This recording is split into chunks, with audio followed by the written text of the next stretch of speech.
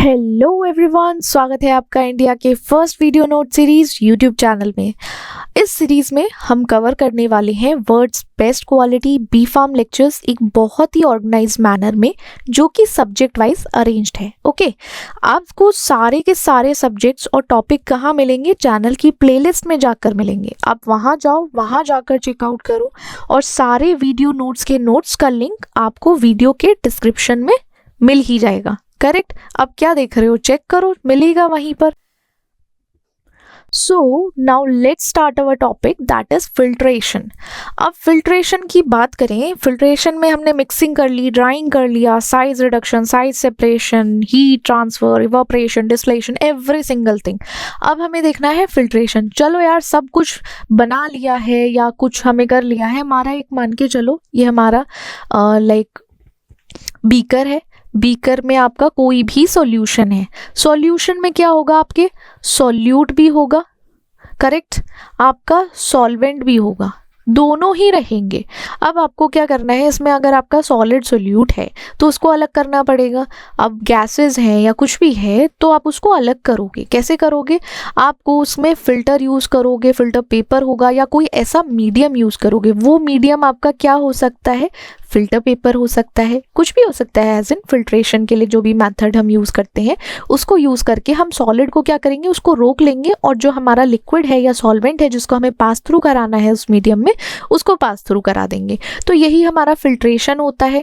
अब फिल्ट्रेशन में जैसे हमारा क्लैरिफिकेशन है, क्लैरिफिकेशन में हम सस्पेंडेड सॉलिड पार्टिकल को लिक्विड और गैसेस से रिमूव कर देते हैं, ठीक है, उसको फिर कलेक्ट करते हैं। Concentration, purification, product recovery and protection. इसमें क्या है, सबसे पहले आपको अपना कोई भी सॉलिड पार्टिकल को सेपरेट करना है, कलेक्ट करना है किसी भी फ्लूइड से। तो क्या करोगे आप? कंसंट्रेटिंग कर लोगे सॉलिड पार्टिकल्स को, करेक्ट। प्यूरिफिकेशन में आप इम्प्योरिटीज को हटाते हो। प्यूरिफिकेशन का क्या है? सॉलिड जो पार्टिकल है या सॉल्यूट जो है वो सॉल्वेंट में हमारा इम्प्योरिटी की तरह काम कर रहा है, तो हमें क्या करना है? हमें उसको हटा देना है। We have to remove that one. तो प्यूरिफिकेशन में उस कंटामिनेंट को लिक्विड या गैसेस से हटा देंगे तो हमारी प्यूरिफिकेशन हो जाएगी।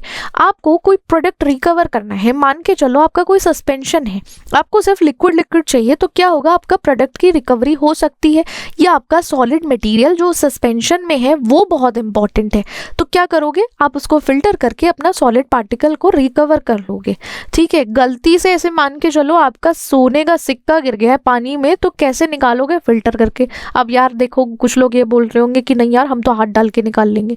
तुम कुछ भी कर सकते हो, बट स्टिल प्रोडक्ट रिकवरी की बात करें, फिल्ट्रेशन की बात करें, तो फिल्ट्रेशन ही करेंगे हम उसको। अब प्रोटेक्शन है, प्रोटेक्शन में किसी को नहीं डालना है हाथ, नहीं करने गंदे हाथ, तो इस तरीके से फिल्ट्रेशन करके उसको फिल्टर प्रोसेस के थ्रू आप प्रोडक्ट को रिकवर कर सकते हो।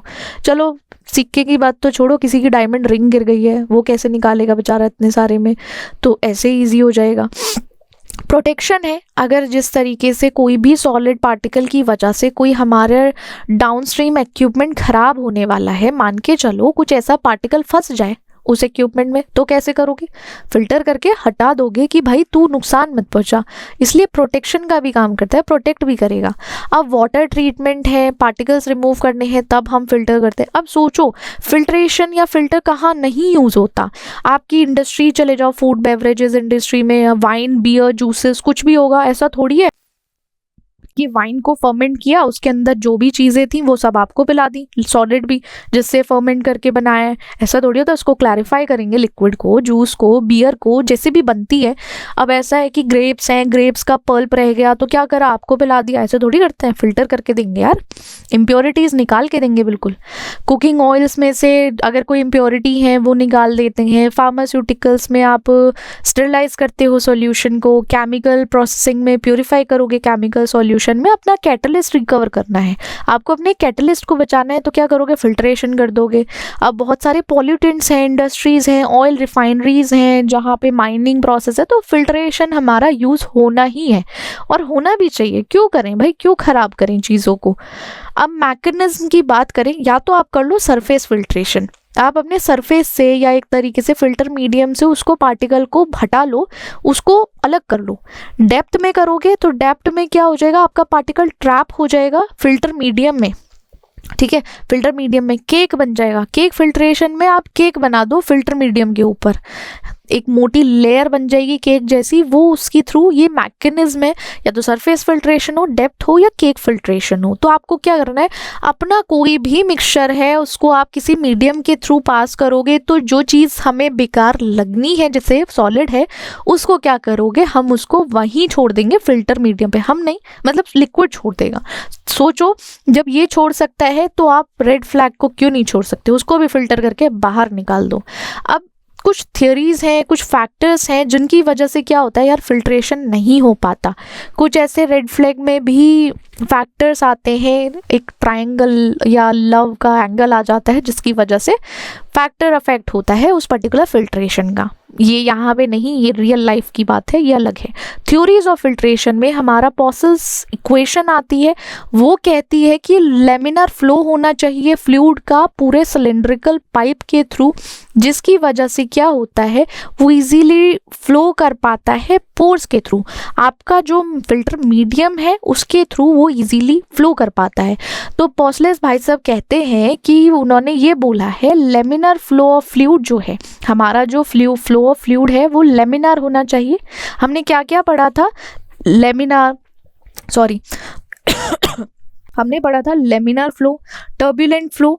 तो यहाँ लेमिनार फ्लो है वो सिलेंड्रिकल पाइप के थ्रू जाएगा, जिसमें क्या अप्लाई होता है, हमारा फ्लो पोर्स के थ्रू जाएगा जो हमारे फिल्टर मीडियम में प्रेजेंट है। आपका जो क्यू है यहाँ पे ये आपका फ्लो रेट हो जाता है। देन ये आपका πr4 ये क्या आ जाएगा, ये आपके डायमीटर की कहीं ना कहीं डायमीटर रेडियस की बात चल रही है, करेक्ट। एंड देन ये आपका pressure drop across the filter, पूरे फिल्टर के अक्रॉस आपका प्रेशर ड्रॉप हुआ है उसकी बात कर रहा है ये। अब देन 8 है विस्कोसिटी, लेंथ ऑफ द पोर, ये सब इसके थ्रू आप इसमें इक्वेशन में यूज कर सकते हो। 2-3 है, एक तो पॉसलेस इक्वेशन है, डार्सी है, कैरमन कॉन्जी इक्वेशन है। तो डार्सी भाई साहब क्या कहते हैं, डार्सी ये कहते हैं कि जो फ्लो ऑफ फ्लूइड है वो बताते हैं, वो डिस्क्राइब करते हैं फ्लो ऑफ फ्लूइड होता है पोरस मीडियम के थ्रू। एक पोरस मीडियम है आपका, फ्लो ऑफ फ्लूइड रहेगा, उसमें ये समझना जरूरी है कि फिल्ट्रेशन हो रहा है फिल्टर केक और मीडिया के थ्रू। जो आपका फिल्ट्रेशन हो रहा है किसके थ्रू, फिल्टर केक और मीडिया के थ्रू। ये सेम वही इक्वेशन आ जाएगी ऑलमोस्ट, ऊपर नीचे आप अटैच कर दो इसमें। वहाँ पे डायमीटर क्या था, वहाँ पे आपकी सिलेंड्रिकल पाइप थी, यहाँ पर नहीं है सिलेंड्रिकल पाइप, ये ऐसी ही चल रहा है, यहाँ रेडियस और डायमीटर की बात नहीं हुई है। अब देन कार्बन कॉजनी इक्वेशन क्या कहती है, ये कहती है कि हम एक तरीके से एक्सटेंशन है डार्सी का, हमने डार्सी के ही लॉ में छेड़छाड़ मचाई है, इनडायरेक्टली यही कहना चाह रहा है ये। तो ये कह रहा है अब छेड़छाड़ मचाइए, तो डार्सी के लॉ को हम लेकर उसमें छेड़ करेंगे तो कहते हैं ये कि जो कैरेक्टरिस्टिक्स हैं हमारे फिल्टर केक की उसी के बेस पे हम करेंगे। जैसे पार्टिकल का साइज क्या है, क्या उसकी पोरोसिटी है, उसी के बेसिस पे इन्होंने इक्वेशन बना दी है। अब जैसे क्या होता है इसमें, हमारा प्रेशर ड्रॉप आ गया, ये thickness of the filter cake, यहाँ फिल्टर केक एक तरीके से फॉर्म हो रहा है तो वो आएगा, अपनी विस्कोसिटी फ्लूइड है, पोरोसिटी है, डायमीटर है पार्टिकल का डायमीटर, सुपरफिशियल वेलोसिटी। तो ये भाई सब ज़्यादा ही खाली बैठे थे, इनको डार्सी में थोड़ा पोक करना था तो इन्हें डार्सी इक्वेशन, डार्सी लॉ में छेड़छाड़ मचा दी, तो इनके पास ये पूरा फॉर्मूला आया है। फैक्टर जो इन्फ्लुएंस करते हैं फिल्ट्रेशन को वो क्या क्या हो सकते हैं, आपका पार्टिकल का साइज डिस्ट्रीब्यूशन कैसा है, अगर ज़्यादा बड़ा है तो वो लार्जर पार्टिकल है तो जनरली वो बहुत इजी होता है फिल्टर होने के लिए। अगर आप कंपेयर करो वाइड साइज डिस्ट्रीब्यूशन का तो वो थोड़ा सा प्रोसेस कॉम्प्लिकेट हो जाता है, आप फाइन पार्टिकल्स को नहीं इतना इजीली कैप्चर कर पाओगे जितना आप लार्ज पार्टिकल्स को फिल्टर में कैप्चर कर लेते हो, या उसको रोक लेते हो या रुक जाता है वो। हम क्या कैप्चर करेंगे, फिल्टर मीडियम ही कर रहा है। अब मीडियम प्रॉपर्टी क्या है, आपका जो फिल्टर पेपर है उसका पोर साइज क्या है, सरफेस एरिया क्या है, क्या मटेरियल का बना है। हमारी लैब में भी यार बड़े सारे फिल्टर पेपर हैं, एक तो बिल्कुल गरीबों वाला फिल्टर पेपर और एक बहुत अमीरों वाला फिल्टर पेपर जो सिर्फ दिखाने के लिए वाइवा में यूज़ किया जाता है। आई गेस आप सबने देखा होगा। वो आपका फ्लो रेट क्या है, जो हायर फ्लो रेट होता है वो लोअर फिल्ट्रेशन एफिशिएंसी रखता है कंपैरेटिवली जो लो फ्लो रेट्स होते हैं। आपका विस्कस फ्लूइड है तो क्या होगा, वो थोड़ा हार्ड हो जाता है, उसको टाइम लगता है फिल्टर होने में, टेम्परेचर की वजह से प्रेशर ड्रॉप होता है, सॉलिड कंसंट्रेशन है। एक चीज़ थोड़ी है, 10 प्रॉब्लम है फिल्ट्रेशन में कि उसको होने में भी बड़ा दिक्कत लगती है। अब फिल्टर एड्स और फिल्टर मीडियाज क्या क्या आते हैं। फिल्टर एड्स वो मटेरियल होते हैं जिनका काम क्या है, फ्लूइड को एक तरीके से हम क्या करेंगे, एक फिल्टर एड्स फिल्टर करने में हेल्प, एड्स मतलब कुछ ना कुछ हेल्प करने वाले हैं, आपको थोड़ा सपोर्ट मिलने वाला है, तो हम एक ऐसा मटेरियल फ्लूइड में डाल देंगे जिसकी वजह से फिल्ट्रेशन अच्छा हो जाएगा, फिल्ट्रेशन प्रोसेस जो है वो इम्प्रूव हो जाएगा।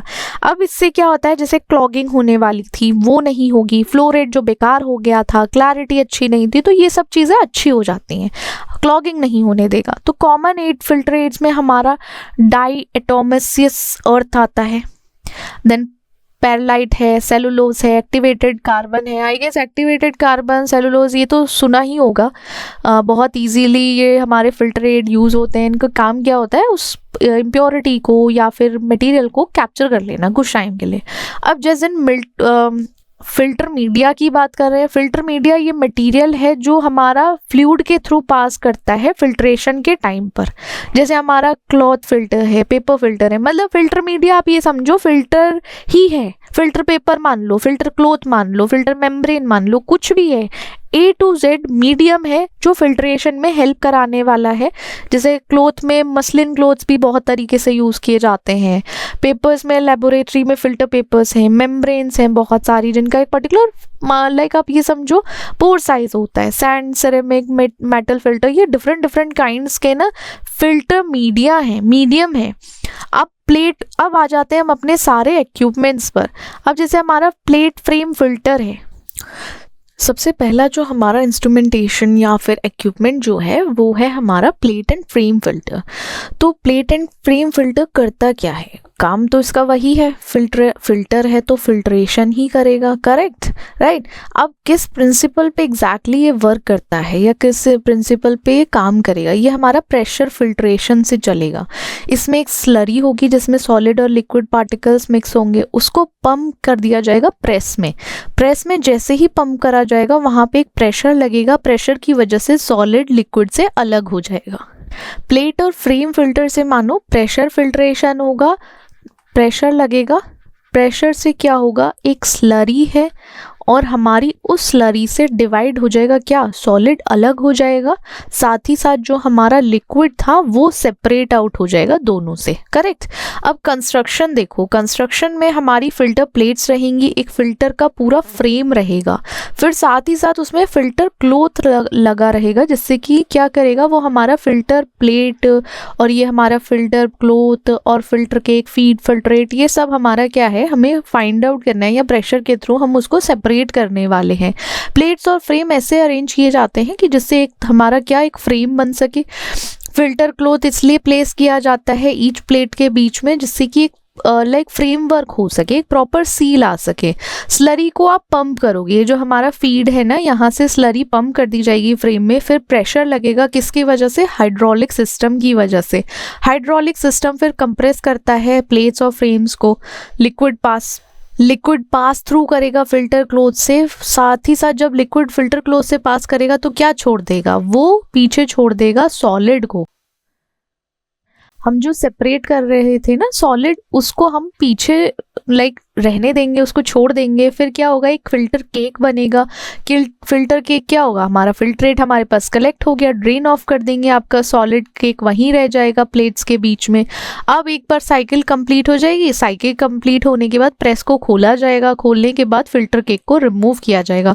थोड़ा सा अगर आप देखो इसमें ज़्यादा काम हो जाएगा, उसे खोलना, बंद करना, साफ करना, रिमूव करना, ये सारी चीज़ें, ये पर्टिकुलरली इन इंडस्ट्रीज़ में वर्क किया जा सकता है, यूज़ कर सकते हो। हाई फिल्ट्रेशन एफिशिएंसी है, ड्राई फिल्टर केक बनाता है, जैसे स्मॉल टू मीडियम बैचेस के लिए तो सफिशिएंट है, सूटेबल है, बट आप हाई या लार्ज बैच पे जाओगे तो नहीं हो पाएगा, थोड़ा सा लेबर इंटेंसिव है। वही बात है क्योंकि आपको एक तो आपकी प्रेस खोलनी है, प्रेस को ओपन करना है, देन प्रेस को ओपन करने के बाद आपको फिल्टर केक रिमूव करना है, देन आपको उसको क्लीन करना है, तो कितना लेबोरियस वर्क है, आपको मतलब लेबर वर्क ज़्यादा करना पड़ेगा, देन इसकी मेंटेनेंस भी उस हिसाब से ज़्यादा हो जाएगी।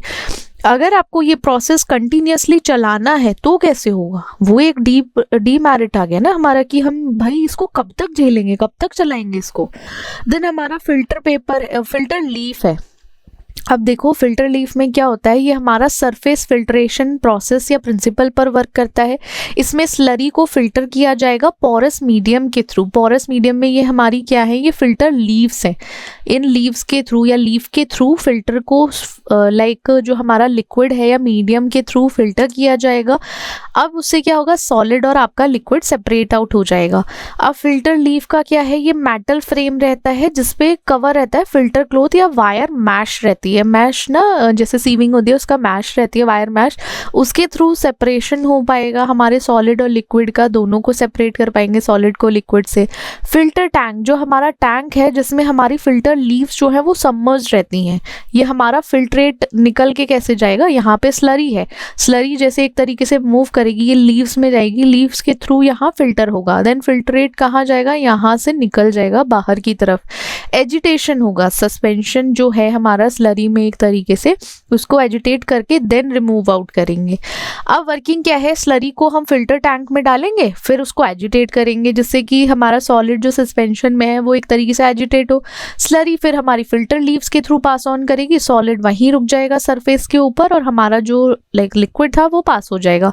फिल्ट्रेट हम कलेक्ट कर लेंगे, फिर उसको ड्रेन ऑफ कर लेंगे। फिल्टर केक को हम पीरियोडिकली रिमूव करते रहेंगे बैक वॉशिंग और स्क्रैपिंग के थ्रू। स्क्रैप आउट करना पड़ेगा आप में, देखो यहाँ पे थोड़ा सा मेंटेनेंस। अब एडिबल ऑयल फिल्ट्रेशन करना है, वहाँ पे हम इसको यूज़ करेंगे। केमिकल या पल्प पेपर प्रोसेस इंडस्ट्रीज हैं वहाँ पे एज सच हम इनको यूज़ करते हैं। हाई फिल्ट्रेशन रेट है, फिल्टर अच्छे से हो पाएगा, क्लीन और मेंटेन अच्छे से कर पाओगे। लार्ज स्केल की बात करें तो सूटेबल है, बट क्या है ये थोड़ा सा आपका एक्सपेंसिव हो जाएगा, आपको इसमें ज़्यादा खर्चा करना पड़ेगा। सूटेबल नहीं है बहुत सारी चीज़ों के लिए, अगर वेरी फाइन पार्टिकल्स हैं तो नहीं कर सकते हो इसको यूज़। इसके लिए आपको रेगुलर मेंटेनेंस भी चाहिए क्योंकि क्लॉगिंग हो सकती है, क्लॉग्ड हो सकता है, तो उसको प्रिवेंट करने के लिए आपको मेंटेनेंस करनी पड़ेगी। फिर हमारे रोटरी ड्रम फिल्टर आ जाते हैं। अब रोटरी ड्रम एक तो वैक्यूम फिल्ट्रेशन पर काम करता है। किस फिल्ट्रेशन पर काम करता है, हमारा वैक्यूम सिस्टम इसमें वर्क करेगा। ऐसे मान के चलो वैक्यूम जब हम अप्लाई करेंगे तो ड्रम क्या करेगा, उसमें से लिक्विड निकाल देगा फिल्टर मीडियम के थ्रू। किसके थ्रू, वैक्यूम को जैसे करेंगे तो लिक्विड क्या करेगा, वो पास करेगा फिल्टर मीडियम के थ्रू। फिल्टर मीडियम कुछ भी हो सकता है, एज एन हमारा जो फिल्टर मीडिया थे हमारे पास उसके थ्रू पास करेगा। और जब लिक्विड पास ऑन हो जाएगा तो सॉलिड को छोड़ देगा, वो उसको वहीं उस जगह पर, ये सॉलिड कहाँ रह जाएगा, हमारा यहीं रह जाएगा ड्रम में, और हमारा लिक्विड बाहर निकल जाएगा। तो ऐसे सोचो ये हमारा सक्शन बन रहा है, ये सेंट्रल डक्ट है, यहाँ पे हमने क्या करा है, सॉलिड धीरे धीरे फिल्ट्रेशन आने लगा नीचे। बट क्या हुआ, जो केक है वो केक जो जमा हो रहा था, जमा होके कलेक्ट होके वो सॉलिड पार्ट को यहाँ से एज एन आप नाइफ से स्क्रैप आउट कर सकते हो और निकाल सकते हो। अब ड्रम जो है आपका रोटेट करना शुरू करेगा, पार्शियली सबमर्ज रहेगा हमारी स्लरी टैंक में। वैक्यूम अप्लाई होगा ड्रम के अंदर, तो ड्रम के अंदर अप्लाई होने से वो लिक्विड को फिल्टर क्लॉथ से खींच लेगा या निकाल लेगा। फिर सॉलिड क्या करेगा, वो आउटसाइड ड्रम के बाहर रह जाएगा और आपका फिल्टर केक बनाना शुरू करेगा। ये हमारा क्या है, ये हमारी स्लरी है, यहाँ से इसको सक करना शुरू किया है, उसको एज एन वैक्यूम सक्शन आया है, then only it will start moving. Slurry move करेगी, मूव करने के बाद क्या होगा, आप स्क्रैपर के थ्रू केक को रिमूव करोगे या कोई भी आपका मैकेनिकल मीन्स हो, फिर फिल्ट्रेट को कलेक्ट करके आप उसको ड्रेन्ड ऑफ कर सकते हो। अब मिनरल प्रोसेसिंग है, food industry, waste water treatment, pharmaceutical industries, यहाँ पर्टिकुलर हम इसको यूज़ कर सकते हैं। थोड़ा सा कंटिन्यूस प्रोसेस है, लगातार चलता रहेगा। लार्ज स्केल अगर फिल्ट्रेशन की अगर आप बात करें ना तो ईजीली हो पाएगा, और साथ ही साथ इससे रिलेटिवली अगर बात करें ड्राई फिल्टर केक बनता रहेगा, प्रोड्यूस होगा। तो ये हमारे मेरिट्स हैं। डीमेरिट्स ये आ जाते हैं, इसकी कॉस्ट बढ़ जाती है, थोड़ा एक्सपेंसिव हो जाता है, सिग्निफिकेंट स्पेस चाहिए इसको रखने के लिए, मेंटेन करना पड़ेगा। मेंटेनेंस तो एज इन सब जगह है, बट अगर वेरी फाइन पार्टिकल्स हैं तो आप इसको नहीं यूज़ कर सकते। फिर हमारा मैटा फिल्टर आता है, या आप उसको मेटल फिल्टर कह दो। ये हमारा सरफेस और डेप्थ फिल्ट्रेशन प्रिंसिपल पर काम करेगा। इसमें मेटल मैशेस रहते हैं या सिंटर्ड मेटल बोल दो। उनका काम क्या है, पार्टिकल्स को फ्लूइड से सेपरेट आउट करना। अब इसमें क्या होता है, ये हाई टेम्परेचर और प्रेशर को झेल पाता है, ये हैंडल कर सकता है उसको। तो अगर जैसे आपका बहुत डिमांडिंग एप्लीकेशन है, आपको बहुत डिमांड है, टेम्परेचर प्रेशर जल्दी चीज़ चाहिए, थोड़ा सा प्रोसेस रैपिड होना चाहिए, तो एज एन आप मेटा फिल्टर यूज़ कर सकते हो। कंस्ट्रक्शन में आपका यहाँ पे फिल्टर मीडियम रहेगा, जहाँ पे मेटल मैश रहेगी। वो स्टेनलेस भी हो सकता है क्योंकि कोरोजन रेसिस्टेंट भी होना चाहिए। साथ साथ फिल्टर हाउसिंग रहेगा जिसमें मेटल हाउसिंग, जिसमें फिल्टर मीडियम लगा रहेगा। देन फिल्टर मीडियम, देखो फिल्टर मीडियम आपका कुछ भी हो सकता है, वो मेटल की मैश हो सकती है, स्टेनलेस स्टील का कुछ बना हो सकता है। अब फिल्टर हाउसिंग है, उस हाउस में आप क्या रखोगे, फिल्टर मीडियम को रखोगे। देन आप उसको सपोर्ट स्ट्रक्चर दोगे, एक स्ट्रक्चर एक तरीके से फिल्टर मीडियम जो है वो अपनी जगह पर रहे, ऐसा नहीं कि ऊपर नीचे घूमता फिर रहा है, उसको मजे आ रहे हैं कि भाई यहाँ से यहाँ पहुंच जाता हूँ। उसका काम है फिल्टर करने का, तो उसको सपोर्ट की लगा के उसको कस के पकड़ के रखना है वहीं पे, मतलब उसको कंस्ट्रक्शन के टाइम पे। देन इनलेट और आउटलेट पोर्ट होंगे जहाँ पे वो फ्लूइड की एंट्री कराएंगे और एग्जिट कराएंगे, कि भैया एंट्री भी होगी एग्जिट भी होगी। अब फ्लूइड हमारा फ्लो करेगा इनलेट पोर्ट से, इनलेट पोर्ट के थ्रू जाएगा कहाँ, फिल्टर हाउसिंग में, जहाँ हमारा क्या प्रेजेंट है, फिल्टर मीडियम है। फिल्टर मीडियम के थ्रू वहाँ पार्टिकल्स ट्रैप हो जाएंगे सरफेस पर और वहीं पर वो उस पोर्ट्स में रह जाएंगे। फिल्टर हमारा बाहर निकल जाएगा आउटलेट पोर्ट से, हमारा जो फिल्ट्रेट है जो रह जाना है पीछे वो रह जाएगा। और पीरियोडिकली अगर बात करें तो फिल्टर क्लीन होके और एक तरीके से बैक वॉशिंग के थ्रू क्लीन कर सकते हैं। और मैकेनिकल मेथड्स हैं जिनके थ्रू हम जो एक्यूमुलेटेड पार्टिकल्स है ना उनको रिमूव आउट कर लेंगे। जो भी हमारा केमिकल प्रोसेसिंग है या फार्मास्यूटिकल मैन्युफैक्चरिंग है, पर्टिकुलरली उस टाइम पर हम इसको यूज़ कर लेंगे। जैसे कुछ एप्लीकेशंस हैं जहाँ पे टेम्परेचर और प्रेशर बहुत हाई चाहिए होता है, तो हम उसको तब यूज़ करते हैं। ठीक है, जो हमारा मेटा फिल्टर है या मेटल फिल्टर है, ड्यूरेबिलिटी अच्छी है, हाई टेम्परेचर झेल सकता है। अब हाई टेम्परेचर के साथ आप क्लीनिंग के बाद इसको रीयूज कर सकते हो, इफेक्टिव है कोर्स के लिए भी और फाइन फिल्ट्रेशन दोनों के लिए इफेक्टिव है। बट क्या होगा, इसकी इनिशियल कॉस्ट बढ़ जाएगी अदर फिल्टर से।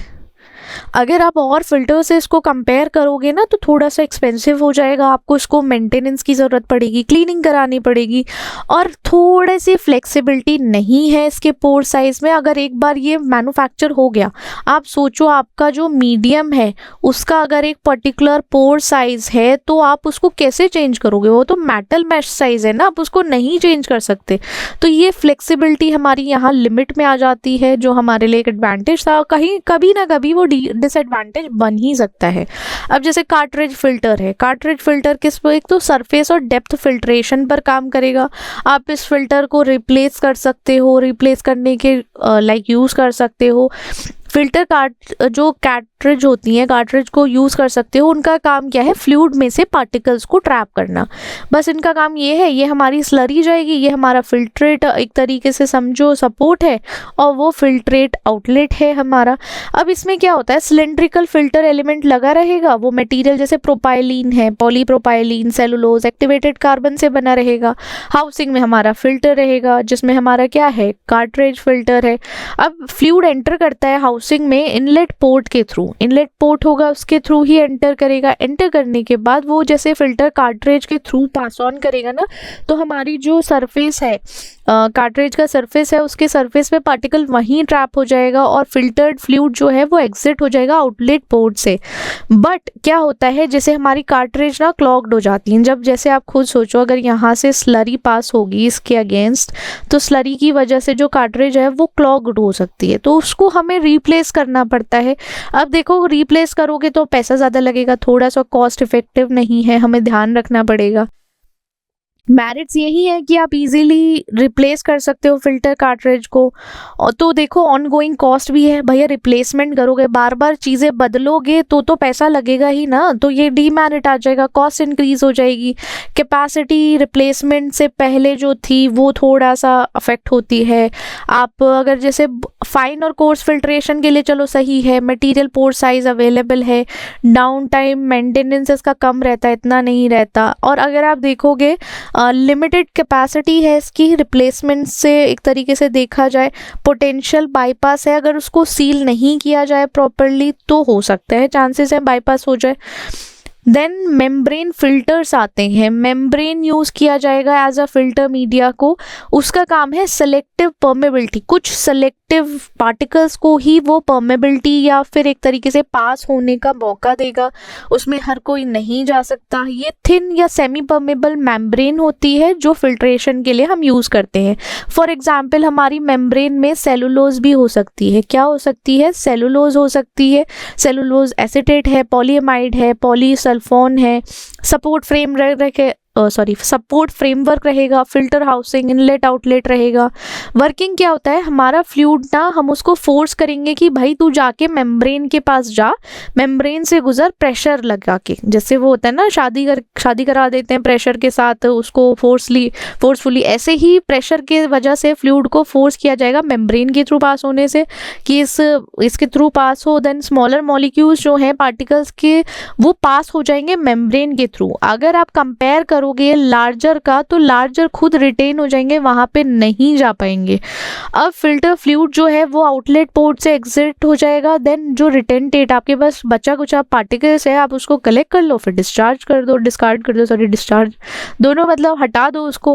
प्यूरिफिकेशन के टाइम पे, मेडिकल एप्लीकेशन है, डायलिसिस के टाइम पे, फूड बेवरेजेस इंडस्ट्री और अपनी इंडस्ट्री में तो मैन्युफैक्चरिंग में फिल्ट्रेशन ये इक्विपमेंट्स लगते ही रहते हैं। देन हमारा मेरिट्स आते हैं। प्रिसीजन थोड़ा फिल्ट्रेशन का हाई है, क्योंकि अगर आप देखो किसी भी मेम्ब्रेन की अगर हम बात करें, मेम्ब्रेन में क्या है, ये हमारा सेलेक्टिवली परमेबल रहेगा। क्या होगा, सेलेक्टिवली, ये आप समझ जाते हो ना कि नहीं समझते हो, परमेबल है, सेलेक्टिवली परमेबल है तो लार्ज पार्टिकल या पोर साइज के हिसाब से ही वो पास ऑन होने देगा, उसको जाने देगा, फिल्टर होने देगा, और वरना तो लार्ज जो है वो वहीं रुक जाएगा कंसिस्टेंट पोर साइज के। वेरी फाइन फिल्ट्रेशन हो सकता है, एनर्जी की ज़रूरत नहीं है, आप बहुत जगह इसको अप्लाई कर सकते हो। बट क्या होता है, मेम्ब्रेन जो है चांसेस है वो ख़राब हो सकती है, फॉलिंग हो सकती है, वो मतलब इतना प्रेशर नहीं झेल पाएगी। ठीक है, अगर उस पर ज़रा सा ज़्यादा प्रेशर लग गया, मैकेनिकल प्रेशर या फोर्स लग जाता है तो क्या होता है, वो मेम्ब्रेन मतलब ख़राब हो सकती है। देन इसके लिए आपको प्री ट्रीटमेंट चाहिए फ्लूइड का कुछ केसेस में। इसकी कॉस्ट थोड़ी सी, क्योंकि different certain types of membrane होती है ना, उसकी कॉस्ट थोड़ा हाई होती है तो वो देखना पड़ता है। अब आपका सिड्स फिल्टर है या डेप्थ फिल्टर है तो उसमें क्या होता है, वो डेप्थ फिल्ट्रेशन पे ही काम करेगा। डेप्थ फिल्टर है तो डेप्थ फिल्ट्रेशन के प्रिंसिपल पर काम करेगा। यहाँ पे थिक लेयर होती है पोरस मटेरियल की जो ट्रैप करेगा पार्टिकल को through out the filter medium, पूरे फिल्टर मीडियम के थ्रू आउट वो उसको ट्रैप करने का काम करता है। देन आपकी जो वर्किंग रहती है कुछ ऐसी होती है, फ्लूइड एंटर करेगा उसका, वो फ्लो करेगा फिल्टर पैड्स के थ्रू, ठीक है, वहाँ पे पार्टिकल रुक जाएगा, पोरस स्ट्रक्चर है पैड का तो वहीं पे पार्टिकल अटक जाएगा, फिल्ट्रेट फ्लूइड बाहर निकल जाएगा आउटलेट पोर्ट से। अब उस जो पैड्स हैं, फिल्टर पैड्स हैं, उनको रिप्लेस कर दिया जाएगा क्योंकि वो क्लॉग्ड हो सकते हैं, क्योंकि बिल्कुल बंद हो जाएगा, कोई फ़ायदा नहीं है आगे फिल्टर होने का, तो उसको हमें रिप्लेस करना पड़ेगा। अब यहीं पे रिप्लेसमेंट की बात हुई है तो पैसा ज़्यादा लगने वाला है, कॉस्ट बढ़ जाएगी इसकी। अब बेवरेजेस इंडस्ट्री है, अब देखो रिप्लेस होना है या रीयूज़ होना है तो वो देखना पड़ता है किस तरीके से रेगुलर रिप्लेसमेंट है, आपको उसके लिए कॉस्ट भी देखना पड़ेगा। और जैसे लेबोरेटरी एप्लीकेशंस हैं यहाँ पे यूज़ किया जाता है इसको। हाई डर्ट होल्डिंग कैपेसिटी रहती है, इफेक्टिव रहता है फाइन पार्टिकल्स को हटाने के लिए, माइक्रो ऑर्गेनिज्म है या रिलेटिवली लो कॉस्ट है, सिंपल है, ऑपरेट आप सिंपली कर सकते हो, ज़्यादा ज़रूरत नहीं है इसमें। फिल्टर पैड्स नीड रिप्लेसमेंट की ज़रूरत है। हाई प्रेशर एप्लीकेशन, अगर आप हाई प्रेशर यूज़ करने वाले हो तो ये इक्विपमेंट उसके लिए बना ही नहीं है। अब इसका लिमिटेशन आ जाता है, आप रीयूज़ नहीं कर सकते। अगर आप कंपेयर करो इसे मेटल फिल्टर से, अगर मेटल फिल्टर को कंपेयर करोगे तो नहीं कर सकते इसको यूज़। Okay, correct. अब ये सारे इक्विपमेंट्स हमने किस में पढ़े हैं, ये फिल्ट्रेशन में है।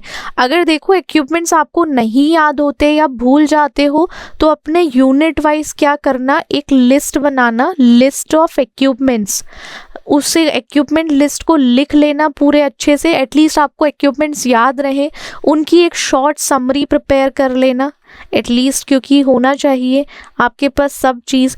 अब इसको शॉर्ट समरी, ये हमारी क्या हो गई, लिस्ट ऑफ इक्विपमेंट्स आ गए और यहाँ शॉर्ट समरी आ गई, तो क्या होगा, इजी हो जाएगा आपको एग्जाम में याद हो, मतलब एक तरीके से रिकॉल करने के लिए इजी होगा कि यार हाँ हमने अलग अलग उस पर पढ़ोगे तो ज़्यादा वो पड़ जाएगा आप पे बर्डन, इसलिए।